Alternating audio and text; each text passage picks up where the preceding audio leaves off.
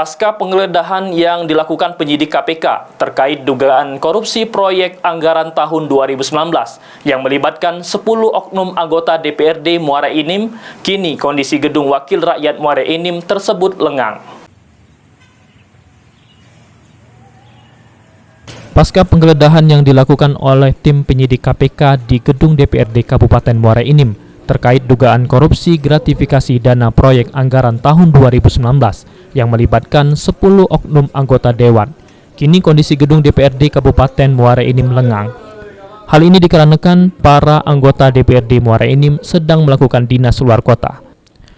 Lido Septontoni mengungkapkan saat ini hanya ada ASN dan honorer DPRD Muara Enim yang melakukan aktivitas.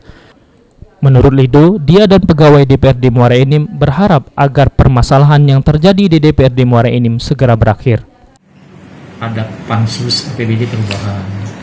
Nah, saat ini mereka sedang melaksanakan pembahasan terhadap perubahan APBD 2021.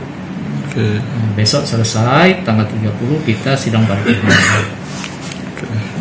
Berarti dengan pasca yang kemarin kita tetap pekerjaan seperti biasa. Ya. Jadi tugas-tugas dewan tetap berjalan seperti biasa walaupun terjadi penggeledahan kemarin.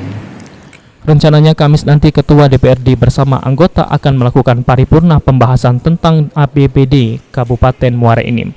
Kemungkinan besar besok semua sudah kembali lagi di Muara Enim.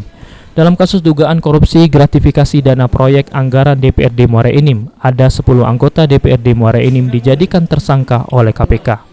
Mardiansyah, PAL TV.